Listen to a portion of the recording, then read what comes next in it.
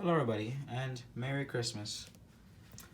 I know the year has been rough so far, and the more that the days are coming on, of course, happens. But in about a week, it's about to be 2022, so let's just keep going. But regardless of that, today is both a holy holiday and a special holiday. Presents, it's Christmas, and the birth of the baby Jesus. It doesn't matter if you're religious or not. Now, wanted to show off what I got for Christmas. Talk about this later. So, I received this, which I've already started reading with my nice little submarine bookmark. Men of Arms, Osprey Publishing, The Spanish Civil War, 1936-39. Second one, the nationalistic one, is the first. It's the Republican forces. It was illustrated by Alejandro de Quesada and written, like the art. It's written by him and illustrated by Stephen Walsh. I'm just gonna do a quick flip, not on the page where I left off. Just like, here we go. It is just a book explaining the Spanish Civil War on the Republican side, with some nice pictures of all the factions that were on the Republican side. And then very nice illustrations. The officer corps, troops, militia. Look at that. Air Force and secret police. Security force, actually. Look at that, even like the medical and is that the Navy and the Basque troops. So if you just know like the Republican Civil War, I've never seen like the Basque uniform. And that's not all, it even has Volunteer and Catalonia. And it just ends off with the last factions. And then a little encyclopedia. Then like their other books. As this. And then as you saw in the other, I'm gonna put this. My other book, as you saw, is the International Brigades in Spain from 36 to 39. This is only on the Republican side, I think. Yeah, this is only the Republican side, as International Brigades on the Nationalists were the Condor Legion and the CTB. I think the CIP. It's the elite one this time, not the Men-at-Arms. Written by Ken Brady, and this time illustrated by Mike Chappelle. Now, I'll show you the illustrations in this one as well. And you'll see they're very different from the other one, as you can see from the cover. I haven't read this one yet, but it's thicker. And this one explains all the international brigades from the Abraham Lincoln to the British, French, I think, and Soviet ones. And you can see the illustrations are very different. This one actually is very different because this one has the insignia of 1936, the regulations. And even what is this? Or the flags of each one that participated. Look at that. I think these are the two American. Yes, they are, actually, yes. Even Canada participated. Look at that. And then, yeah, newsletter. That's more background. That was the elite one. Now, as I fix stuff in the background, the coup d'etat, not the coup d'etat, the main thing is this, which I received as well. This is a gift from my uncle. The other two were also from my uncle. My first ever Zevezda kit for a diorama I'm making. It is their 172nd Soviet Regular Infantry from 41 to 42. As it says here, it is a snap kit, no glue required, or Vorokia Vezkelia. I'm not going to read all of that. I could, I'm not. But scale apparently is Mashtab. Mashutab. It says Soviet regular infantry in both Russian, says in 2 locations, and English, which is ripped off because I can't be careful with anything. Cabernet kit order 6179. 6179. Made in glorious Hacia. Yeah. On the side here, it just has regulations in both Russian, English. Apparently kids 3 and up can't use this. I always thought that was a hand growing up. I always thought that was a hand, like, oh, kids can't touch this. That's these kids 0 to 3. My 4-year-old can just touch this and not die choking. They think that they know better. Oh, I didn't see this when I first got it. There's also more stuff. So you can a 144 scale, a 144 scale. So fighter leg 3, 1941 to 45. This, which I actually might get, the Soviet flame tank KHT-26, and then German infantry 39 to 43 in 172nd. I will not translate any of this. You can just go in, if you want to read it, just go in the translator. Type in that and then read that in translator. Anyway, this is the main thing. So the regular infantry comes with 1 rifleman, bolt action, 1 officer, 2 semi-automatic, and 2 machine gunners. So you basically just get 1 guy from Mosin, TT-33, and 2 guys with a Dp28 and SVT. Same thing, yeah. Apparently, Stuhl is pieces. It's because there's a 5 unpainted right here, and then this. I took a sneak peek. You also get, if you don't want to have a full thing, you also get separate little stands for each one. But you can save this for like something else if you want. Apparently, this is for art for tactic. 23 parts, 2 centimeters.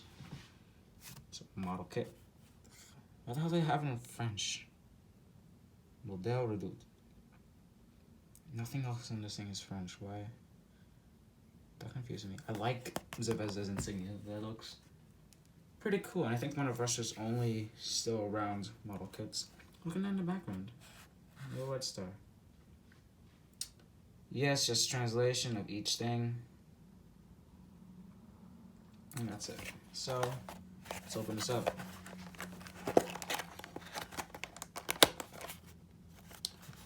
I really wish I didn't do that. It is very small. Like in comparison with my ZSU in the background, it's very small.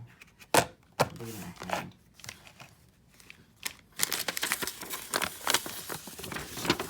Clear little instruction. Now, you can just pause the video right here if you want to read it. But that just basically explains what this is. Also the assembly of models. It'll tell you what's correct and incorrect. And how to do it. I think that's for 135th, maybe. Then on the back, the assembling scheme for both the SVT guy, DP,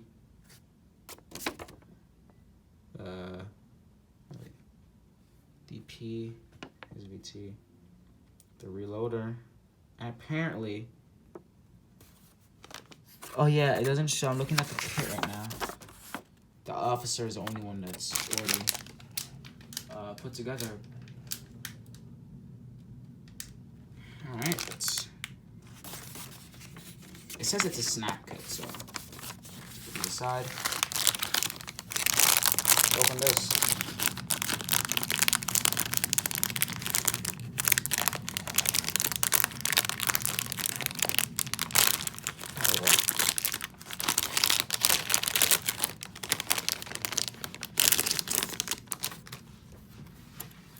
Alright, so the first sprue has, this is kind of uncomfortable. I don't have a chair. I wish I did. So this first sprue has, there we go, I focus it a lot. The 2 SVT guys, the first bases, and then our bolt action friend. Is that the bolt?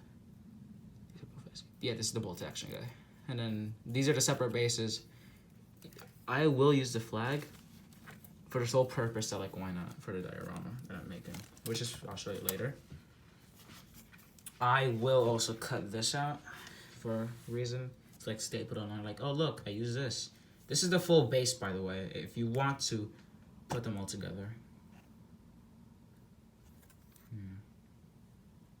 These are linked tabs. What the hell are these for? To hold everything up. Oh no, I'm looking at this now. Apparently it comes with these, but whatever. You see, the officer is that's the wrong way. Already glued together, and then the two Dp28 Gunners. Well, is it one or is it? Is the other one here? I actually only see one. Is that the... Yeah, the kit says... Oh, I'm blind, I can't read. It says 1 DP and 2 of these. I should have guessed that from the artwork. Damn it. But that's an odd construction for him. His body is separated. Jeez, but I see what they mean by snap kit. Everything has a little nub. But if you want to have better fit, I would recommend just gluing it. I'm going to pause the video right now and actually construct this and show you how it will look like under the diorama base I am playing. Wait, there you go. It's finished now. This is also the diorama setting I will be using. It was from Military Wheels. This from a Pegasus Hobbies kit. It's just supposed to represent early 1941, and I think it was June when the Operation Barbarossa began and the invasion of the Soviet Union. This is just supposed to be one of many checkpoints in Belarus that was invaded, and these are the soldiers preparing for said invasion. But I'll pick each one up and show you, starting with this, which is the Dp28 Gunner. Very good detail on this. Now, this is a snap kit. I will keep these unpainted as I don't think I will knock something off. But his machine gun, I bent it a bit, but it's very fragile. But I think this one's pretty good. And for being two separate parts on his body, you can barely see the division. But yeah, the arms could use some putty or paint to fill it in.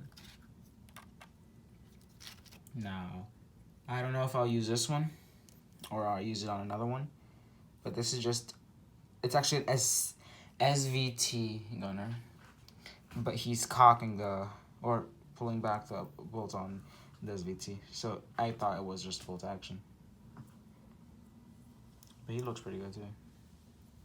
I might use him on my Berlin diorama. Now these two are just the same, so I'll just show one of them.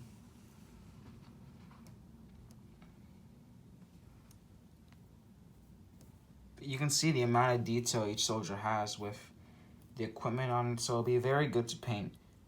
My first time ever, again, painting Zevezda figures. And then I think the best detailed is the officer, or the NKVD officer. Because since he came as a single piece, more detail was put on him, I believe. It looks very nice. Yeah. I'll play around on this. This is not going to be the final diorama. I still have a bunch of stuff to put. As you can see up here, I added military wheels for what this is, and I will also add this. Can't see it well, but it's a tile that says Zevezda in 2012 C. I will also be using this, cutting it up so it looks nice. I'm putting it in this corner to show what companies I used. I'll also use this flag, place it somewhere in the front, cutting off this little peg to be better to place it. Paint the Russian flag, or this time the Soviet flag. Maybe the Belarusian state flag, because this takes place in Belarus, it's the border. That's the SSSR, USSR, so why not? Or I can or I can place it on a tank. Endless possibilities. But that was it. I really hope all of you have an amazing Christmas. Stay safe and keep in touch, as Besides this, I will make an independent video near New Year's showing off every single model I made in the year 2021. This also means you'll get to see more in depth this one and off-screen ones that are around here. Trust me, they are. And also, by then, some of these figures will be painted, and this diorama, I will re-show it again as they made it this year on its final stance. Goodbye, everybody. Please like and subscribe. Comment down below. Both constructive arguments, disagreements, anything. And goodbye. Merry Christmas.